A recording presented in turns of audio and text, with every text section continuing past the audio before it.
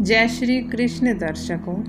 श्रीमद् भगवत गीता अध्याय 9 राज विद्या राजगुह योग। श्री भगवान ने कहा, हे अर्जुन, अब मैं तुझ ईर्ष्या न करने वाले के लिए इस परम गोपनीय ज्ञान को अनुभव सहित कहता हूँ, जिसे सुनने के बाद तू इस दुख रूपी संसार से मुक्त हो सकेगा। यह ज्ञान सभी विद्याओं का राजा है, सभी गोपनीयों से भी अधिक गोपनीय है, परम पवित्र और श्रेष्ठ है। यह ज्ञान धर्म के अनुसार सुखपूर्व कर्तव्य कर्म के द्वारा अविनाशी परमात्मा का प्रत्यक्ष अनुभव कराएगा। हे परतंप, इस धर्म के प्रति श्रद्धा न रखने वाले मनुष्य मुझे न प्राप्त होकर जन्म मृत्यु रूपी मार्ग से इस संसार में आते जाते रहते हैं। मेरे कारण ही यह सारा संसार दिखाई देता है और मैं ही इस संपूर्ण जगत में अदृश्य शक्ति रूप में सभी जगह हूँ। सभी प्राणी मुझ में ही स्थित हैं, परंतु मैं उनमें स्थित नहीं हूँ। हे अर्जुन, यह मेरी ऐश्वर्य पूर्ण योग शक्ति को देख। यह संपूर्ण सृष्टि मुझ में कभी स्थित नहीं रहती है, फिर भी मैं सभी प्राणियों का पालन करता हूँ और सभी प्राणियों में शक्ति रूप में हूँ, परंतु मेरा आत्मा सभी प्राणियों में स्थित नहीं रहता, क्योंकि मैं ही सृष्टि का मूल कारण हूँ। जिस प्रकार सभी जगह बहने वाली महान वायु सदैव आकाश में रहती है, उसी प्रकार सभी प्राणी मुझ में स्थित रहते हैं। हे कुंती पुत्र, कल्प के अंत में सभी प्राणी मेरी इच्छा शक्ति में प्रवेश करके विलीन हो जाते हैं और अगले कल्प के आरंभ में उनको अपनी इच्छा शक्ति अर्थात प्रकृति से फिर उत्पन्न कर देता हूँ। 84 लाख योनियों में सभी प्राणी अपनी इच्छा शक्ति के कारण बार बार मेरी इच्छा शक्ति से विलीन और उत्पन्न होते हैं। यह सभी पूर्ण रूप से स्वतः ही मेरी इच्छा शक्ति के अधीन होते हैं। मूर्ख मनुष्य मुझे अपने ही समान निकृष्ट शरीर आधार वाला समझते हैं, इसलिए वह सभी जीवात्माओं का परम ईश्वर वाले मेरे स्वभाव को नहीं समझ पाते। ऐसे मनुष्य कभी न पूर्ण होने वाली आशा में, कभी न पूर्ण होने वाले कर्मों में और कभी न प्राप्त होने वाले ज्ञान में मोहग्रस्त हुए मेरी मोहने वाली भौतिक प्रकृति की ओर आकर्षित होकर निश्चित रूप से राक्षसी वृत्ति और आसुरी स्वभाव धारण कर लेते हैं। मोह से मुक्त हुए महापुरुष देवीय स्वभाव का धारण करके मेरी शरण ग्रस्त करते हैं और मुझको सभी जीवात्माओं का उद्गम जानकर अनन्य भाव से मुझ अविनाशी का स्मरण करते हैं। ऐसे महापुरुष दृढ़ संकल्प से प्रयत्न करके निरंतर मेरे नाम और महिमा का गुणगान करते हुए मुझे बार बार प्रणाम करते हुए पूजा करते हैं। कुछ मनुष्य ज्ञान के अनुशीलन द्वारा यज्ञ करके, कुछ मनुष्य मुझे एक ही तत्व जानकर और कुछ मनुष्य अलग अलग तत्व जानकर अनेक विधियों से निश्चित रूप से मेरे विश्व स्वरूप की पूजा करते हैं। इस संपूर्ण ब्रह्मांड का मैं ही पालन करने वाला पिता हूँ, मैं ही उत्पन्न करने वाली माँ हूँ, मैं ही मूल स्रोत दादा हूँ और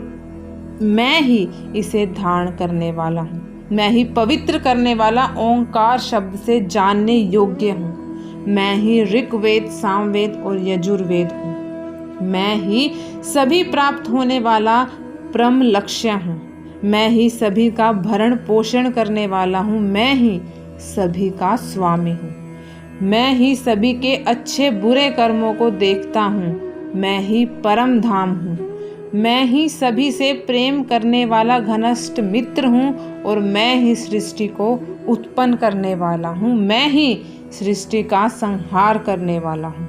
हे अर्जुन, मैं ही सूर्य रूप में तप कर जल को भाप रूप में रोककर बारिश रूप में उत्पन्न करता हूँ। मैं ही निश्चित रूप से अमर तत्व हूँ, मृत तत्व हूँ। सत्य रूप में तत्व भी मैं हूँ और असत्य रूप में पदार्थ हूँ। जो मनुष्य एकमात्र मुझे लक्ष्य मानकर अनन्य भाव से मेरा ही स्मरण करते हुए कर्तव्य कर्म द्वारा पूजा करते हैं, जो सदैव निरंतर मेरी भक्ति में लीन रहता है, उस मनुष्य की सभी आवश्यकताएं और सुरक्षा की जिम्मेदारी मैं स्वयं निभाता हूँ।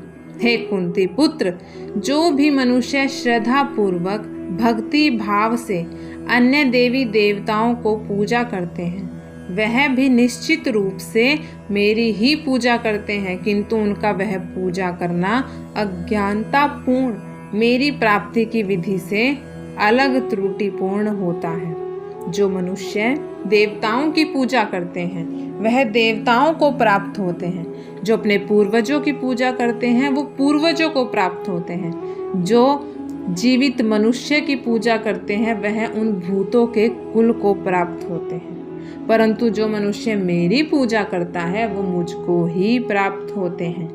जो मनुष्य एक पत्ता, एक फूल, एक फल, थोड़ा सा जल और कुछ भी निष्काम भक्ति भाव से अर्पित करता है, उस शुद्ध भक्त का निष्काम भक्ति भाव से अर्पित किया हुआ सभी कुछ मैं स्वीकार कर लेता हूँ।